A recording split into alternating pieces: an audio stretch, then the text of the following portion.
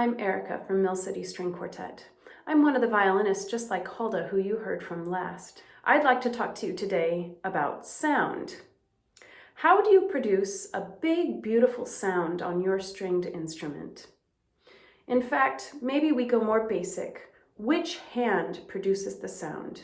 Is it your violin hand or your bow hand? The answer is we get the sound from the bow. The bow produces sound by pressing against the strings and making the strings vibrate, and the sound going through the instrument and coming out these beautiful parts of the violin called the F holes. Most people will say to make a big sound, you press harder. So let's just try that out today. Get out your instrument and put your bow on the string and press hard on your instrument. If you want, you can pause now and try it out and see what happens. This is what happens when I play hard. Ew, that's not a very nice sound. We don't want to hear that. Nobody wants to hear that. So we're going to talk today about how you can get a big sound without pressing harder. And there are lots of different things and lots of different combinations of things that you can do. The first thing I'd like to talk to you about, and probably the easiest, is simply using more bow, or put another way, using your bow faster during the same amount of time. And this helps the string to vibrate more. So let's just play a scale.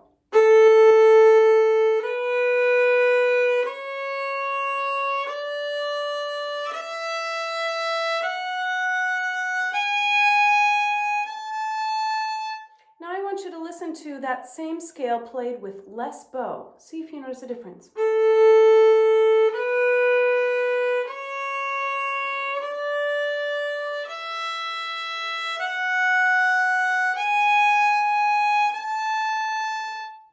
You might notice that there's just less sound because the string can't vibrate as much when there's not as much movement from the bow. Another thing we can do is we can play, instead of on the side of the hair, we play with all of the hair flat on the string. So again, I'm going to play two different ways. This time I'll start with less bow on the string, and then I'll play with all of it.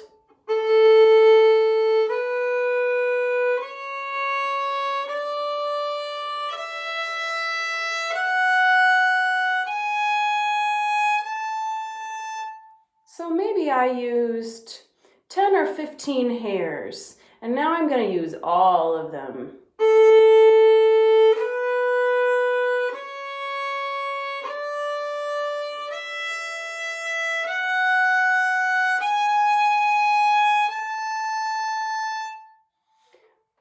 It's much easier sometimes to play on the side of the hair, and it takes some thought and purpose to play with all of the hair. But as you can hear, it gives you a much bigger, fuller sound. Now, a third thing I'd like to tell you about is where on the string we play in order to make more sound. If we play over the fingerboard,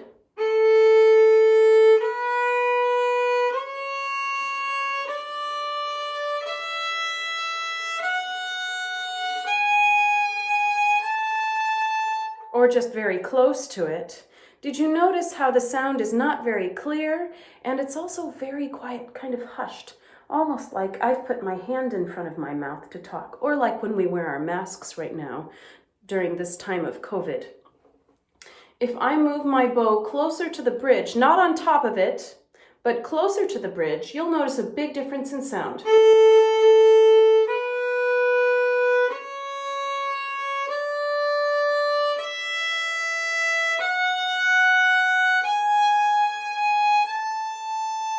If I move my bow even closer, I get this really kind of whistly and harsh and maybe spooky sound that's called ponticello.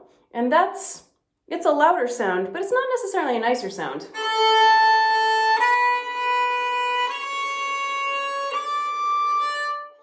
It's really cool sounding, and you'll find that in your music sometimes, maybe in orchestra music or maybe your solo music, and it's a really interesting effect. But we probably don't want to make that sound all the time.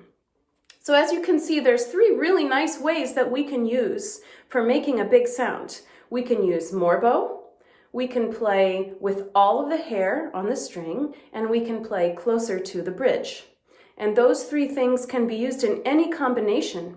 And then one fourth thing that will, final thing, excuse me, that you can do to add to it is decide where on the bow you want to play. If I play out here, or here, I haven't changed the weight of my bow on the string at all, and I didn't change the amount of bow I used. I just played closer to the frog or further away from it. When you're closer to the frog, you have the full weight of your hand right there next to the string, and so that helps you create more sound. Look at all those interesting and varied ways of making big sounds that you can do on your instrument. With those techniques in mind, I'd like to play for you a melody from The Planets by Holst in the middle of the movement Jupiter. And what you'll notice is that I'm going to start out at mezzo forte using a medium amount of bow, and I'll try to use all of my hair on the string. And as I get louder, I'm going to be changing what I do with my bow. I might use more bow, I might get closer to the bridge, I might use more of my hair on the string. See if you can identify what I do.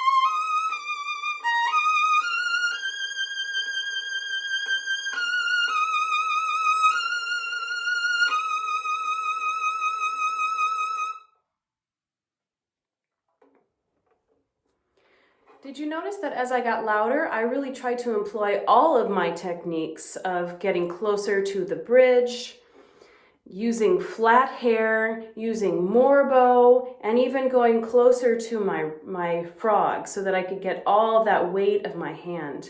And it really helps you to get that big, powerful sound without getting the ick from the beginning. Do you remember that sound at the beginning of the video? Blah, we don't want that.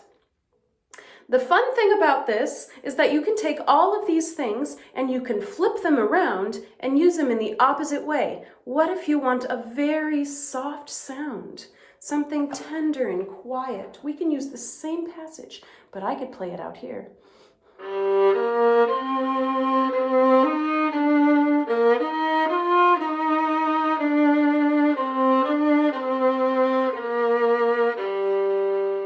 Isn't that beautiful? Now you can get that soft, tender sound by playing out at the tip. You could use just the side of your hair. You could play down by the fingerboard.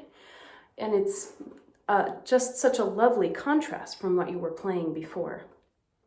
I hope this all helped you and you have fun playing around with all of these different ways of making a big, beautiful sound, or contrasting a very small sound and making it sound beautiful just the way that you would like it. Go and listen to some recordings of people and watch people play, see how they are able to do those things. And I hope that you're able to accomplish that too and find just the right sound for yourself. Have a great day.